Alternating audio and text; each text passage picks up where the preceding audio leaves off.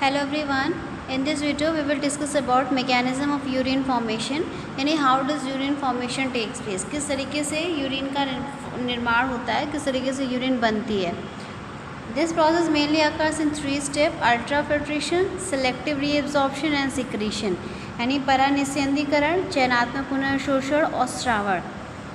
सबसे पहला जो स्टेप है ये हमने आपको लास्ट वीडियो में आपने पढ़ा, नेफ्रॉन का स्ट्रक्चर पढ़ा कि सिंपली नेफ्रॉन में ये आपका जो वोमेन कैप्सूल होता है, वोमेन कैप्सूल में कैपिलरी नेटवर्क होता है. जो कैपिलरी जो आर्टरी ब्लड लेकर आती है, इस आर्टरी को हम एफरेंट आर्टरी कहते हैं, और जो ब्लड लेके निकल रही है दैट इज़ इफरेंट आर्टरी. यहाँ पर पूरा फिल्ट्रेट होता है, फिल्ट्रेशन होता है, and after filtration it is proximal convoluted tubule, ये लूप ऑफ हेनले, और this one is distal convoluted tubule. Finally ये आपका कलेक्टिंग डक्ट में एंटर करती है.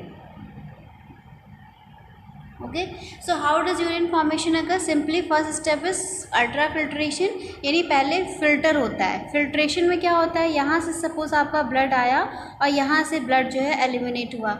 यहाँ से ब्लड जब आएगा तो यहाँ का डायमीटर ज़्यादा है और यहाँ डायमीटर कम है, तो डायमीटर कम ज़्यादा ब्लड आ रहा है और कम ब्लड निकल रहा है, तो इसकी वजह से यहाँ पर एक प्रेशर क्रिएट होता है, और उस प्रेशर की वजह से जो यहाँ पर स्मॉल पोर्स प्रेजेंट होते हैं, उन पोर्स के थ्रू जो है जो भी एक्सक्रीटरी सब्सटेंस होता है वो यहाँ पे फिल्टर हो कलेक्ट हो जाता है, फिल्टर हो जाता है. इसे हम कहते हैं फिल्ट्रेट. ओके, यहाँ फिल्ट्रेट जो होता है, फिल्ट्रेट में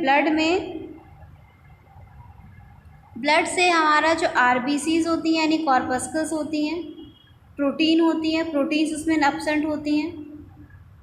ओके, और जितनी भी यानी जो ब्लड सेल्स होती हैं वो एब्सेंट होती हैं. ब्लड में यहाँ पर आपका केवल ब्लड में यानी कि यहाँ से जब फिल्टर होगा तो यहाँ पे बहुत माइन्यूट पोर्स होते हैं, और माइन्यूट पोर्स होने की वजह से केवल आपका प्रोटीन ऊपर रह जाती है.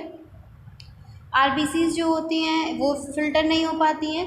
केवल प्लाज्मा का जो पार्ट होता है ये आपका नीचे फिल्ट्रेट होता है. प्लाज्मा अपने साथ कुछ डिजॉल्व सब्सटेंस लेकर आता है, वो फिल्ट्रेट होता है. और इस फिल्ट्रेट में क्या क्या चीज़ें होती हैं, आपका NaCl हो सकता है, वाटर हो सकता है, बाइकार्बोनेट आयन हो सकते हैं, यूरिक एसिड हो सकता है, कोई मेडिसिन ड्रग्स के पार्ट्स हो सकते हैं, न्यूट्रिएंट हो सकता है. ये सारी चीज़ें यहाँ पर आके फ़िल्टर हो जाती हैं. तो that process is simply ultra filtration. यानी यहाँ डायमीटर ज़्यादा था, यहाँ डायमीटर कम था, यहाँ से चीज़ें ट्रांसफ़र, यहाँ से ब्लड आया, ब्लड कैपिलरी नेटवर्क से होता हुआ फिर निकल गया, लेकिन यहाँ प्रेशर क्रिएट हुआ. प्रेशर क्रिएट होने की वजह से चीज़ें यहाँ पे फिल्टर हो गई. जो फिल्टर हुआ उसे हम फिल्ट्रेट कहते हैं. इस फिल्ट्रेट में क्या क्या चीज़ें थी, ब्लड का जो प्लाज्मा पार्ट था केवल वही प्रेजेंट था यहाँ पे, बाकी प्रोटीन्स और जितने भी कॉर्पस्कल्स होती हैं सारी जो है वो वापस निकल गई. ठीक है, फिल्ट्रेट होने के बाद अब ये चीज़ें आगे प्रॉक्सिमल कन्वर्टेड ट्यूब्यूल में आएगी. तो नेक्स्ट प्रोसेस होगा सेलेक्टिव रीएब्जॉर्प्शन. सेलेक्टिव रीएब्जॉर्प्शन का मतलब ये हुआ कि यहाँ पे जो भी यूज़फुल चीज़ें हैं वो अगेन रीएब्जॉर्ब कर ली जाएंगी, उसको बॉडी एलिमिनेट नहीं करेगी. क्यों? क्योंकि इतने जितना भी प्रोसेस आप पढ़ रहे हो ये सब में आपका यूरिन इसमें अंदर फ्लो हो रहा है, और जो भी यूज़फुल सब्सटेंसेज होंगे वो अगेन जो है वो एब्जॉर्ब कर लिए जाएंगे. ओके, तो यूजफुल सब्सटेंसेस में आपका NaCl है, वाटर है, बाइकार्बोनेट आयन है, सिक्रीशन है, और बाइकार्बोनेट आयन है, ग्लूकोज है, ठीक है, अमीनो एसिड है यानी प्रोटीन का जो पार्ट होता है. तो ये सारी चीज़ें ऐसी हैं जो हम किसी भी कंडीशन में बॉडी जो है इसको एफोर्ड नहीं करेगी कि ये बॉडी से बाहर एलिमिनेट हो, ये एसेंशियल होते हैं. तो ये सारी चीज़ें इस फिल्ट्रेट से अगेन जो है रीएब्जॉर्ब कर ली जाती हैं, यानी फिर से ले ली जाती हैं वापस ब्लड में. ठीक है, यहाँ से जब हम आगे बढ़ते हैं तो ये लूप ऑफ हेनले है. हमने बताया था ये नीचे की तरफ जा रही है, that is descending loop of Henle, और ये ऊपर की तरफ जा रही है, that is ascending loop of Henle. Descending loop of Henle water के लिए परमेबल होती है, यानी यहाँ से वाटर पास हो सकता है लेकिन आयंस नहीं पास हो सकते हैं. और जब यहाँ से पास निकलती है यूरिन तो यहाँ पे सिर्फ आयन एक्सचेंज हो सकता है, वाटर इसके लिए परमेबल नहीं होता है.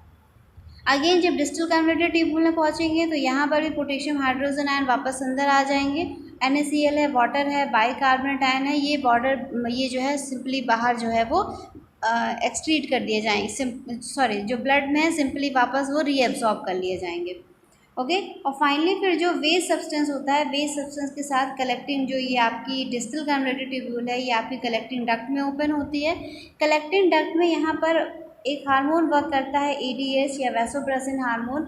ये मैक्सिमम वाटर का रीएब्जॉर्प्शन कर लेता है, यानी जितना भी अमाउंट में excess amount of water urine में है, that is totally absorb by ADH hormone. और फाइनली फिर आपका जो एक्सक्रीटरी सब्सटेंस होता है, which contains excess amount of water, excess amount of NaCl, excess amount of potassium, excess amount of bicarbonate ion, creatine, urea, drugs, toxic substances, ये harmful जो substances होते हैं वो यूरिन के साथ बाहर एलिमिनेट कर दिए जाते हैं। ओके, तो simple this is the process. इसमें आपका अल्ट्रा फिल्ट्रेशन यानी यहाँ फिल्ट्रेशन का प्रोसेस आएगा, जिसमें यहाँ माइन्यूट पोर्स होते हैं, पोर्स के थ्रू होते हुए जो प्लाज्मा होता है, प्लाज्मा में डिजॉल्व सब्सटेंसेस के साथ जो है चीज़ें यहाँ पे फिल्ट्रेट हो जाती हैं। केवल प्लाज्मा डिजॉल्व होता है, प्लाज्मा में जो सब्सटेंसेस होते हैं हार्मफुल और यूज़फुल दोनों सब्सटेंसेस यहाँ पर एब्जॉर्ब फिल्टर हो जाएंगे। ठीक है, और बाकी जो पार्ट है इससे आपका प्रोटीन है और आपका सिंपल आपका जो है ब्लड है, बाकी कॉर्पस का सा पार्ट है वो यहाँ से एलिमिनेट हो जाता है। तो यूज़फुल पार्ट्स और हार्मफुल सब्सटेंसेस प्लाज्मा में जो डिज़ोल्व थे, ब्लड में जो आ रहे थे, वो सारा यहाँ फिल्ट्रेट हो गया। इसके बाद सेलेक्टिव रीअब्जॉर्प्शन, यानी जो यूज़फुल सब्सटेंसेस हैं उनको हमें वापस लेना है और हार्मफुल सब्सटेंसेस को एलिमिनेट करना है। तो यूज़फुल सब्सटेंसेस को वापस लेने का जो प्रोसेस होता है उसको हम सेलेक्टिव रीअब्जॉर्प्शन कहते हैं। पीसीटी में आपका ग्लूकोज है, अमीनो एसिड है यानी प्रोटीन है, NaCl है, वाटर है, बाइकार्बोनेट आयन है, ये सारी चीज़ें जो है वापस ब्लड में ले ली जाती हैं। जब आगे बढ़ते हैं तो यहाँ से वाटर एक्सचेंज हो जाएगा, वाटर फिर से रीअब्जॉर्ब कर लिया जाएगा। यहाँ आगे जाएंगे तो यहाँ पे आयंस रीअब्जॉर्ब कर लिए जाएंगे यानी वापस ब्लड में ले लिए जाएंगे। यहाँ जब पहुँचेंगे तो एक्स और भी जो अमाउंट में NaCl, वाटर या बाइकार्बोनेट आयन प्रेजेंट है वो सारे रीअब्जॉर्ब कर लिए जाएंगे। ठीक है, और फाइनली इसके बाद रीअब्जॉर्प्शन के बाद यहाँ जब पहुँचते हैं तो एक्सेस अमाउंट ऑफ वाटर, हमें पता है कि हम टेरेस्ट्रियल एनिमल हैं, बिना वाटर के हमारी बॉडी सर्वाइव नहीं कर सकती। तो यहाँ एक्सेस अमाउंट ऑफ वाटर जो भी यूरिन में प्रेजेंट है वो एब्जॉर्ब कर लिया जाएगा। और फाइनली जो वेस्ट प्रोडक्ट होता है, waste product including excess amount में वाटर है या पोटेशियम है, बाइकार्बोनेट आयन है, क्रिएटिनिन है, यूरिन है, ये एक्सेस अमाउंट में जो होता है वो एज अ यूरिन जो है वो बाहर रिलीज़ कर दिया जाता है। ओके, तो this is second step, selective reabsorption. Secretion का मतलब होता है कि जो चीज़ें, जैसे सपोज़ क्या होता है कि जो चीज़ें वापस आई ब्लड में रीअब्जॉर्ब कर ली गई, लेकिन कुछ ऐसा होता है कि आयन ग्रेडिएंट की वजह से कुछ हार्मफुल चीज़ें जो ब्लड में चली गई हैं तो उनको फिर से जो है ये यूरिन के जो आपका ट्यूब्यूल्स हैं, ट्यूब्यूल्स के आसपास यूज़फुल चीज़ें होती हैं वो फिर से रीअब्जॉर्ब हो जाती हैं और जो हार्मफुल सब्सटेंसेस होते हैं वो ब्लड में फिर से रिलीज़ कर दिए जाते हैं एक्टिव प्रोसेस के थ्रू। तो एक्टिव प्रोसेस के थ्रू जो हार्मफुल सब्सटेंसेस है again it will be release into the blood. So simply आपका यूरिन निकलता है that is consist of only harmful substances. Useful substances जो होंगे कम्प्लीटली एब्जॉर्ब कर ले जाएंगे और इस तरीके से यूरिन का फॉर्मेशन होता है। So it is mainly ultra filtration. इसमें सिंपली आपको तीनों प्रोसेस के नेम लिखने होंगे और इस तरीके से आप एरो से बस आप दिखाओगे कि कहाँ पर किस चीज़ का एक्सचेंज होता है। ओके, यहाँ पर ग्लूकोज है, अमीनो एसिड है, ये सारी चीज़ें जो होती हैं ये सेलेक्टिव रीअब्जॉर्प्शन में आएंगी क्योंकि ये ऐसे सब्सटेंसेस हैं जिनको हमारी बॉडी अगर रिलीज़ कर देगी तो बॉडी का नुकसान होगा, तो इसलिए ये सारे सब्सटेंसेस जो होते हैं ये आपके रीअब्जॉर्ब हो जाएंगे ब्लड में। नेक्स्ट जो आपका सेकंड जो आपका प्रोसेस सिक्रीशन के केस में यूरिक एसिड है, ऑर्गेनिक एसिड है, न्यूट्रिएंट है, ये अगर एब्जॉर्ब हो गए हैं तो वापस आपके रिलीज़ कर दिए जाएंगे ब्लड में।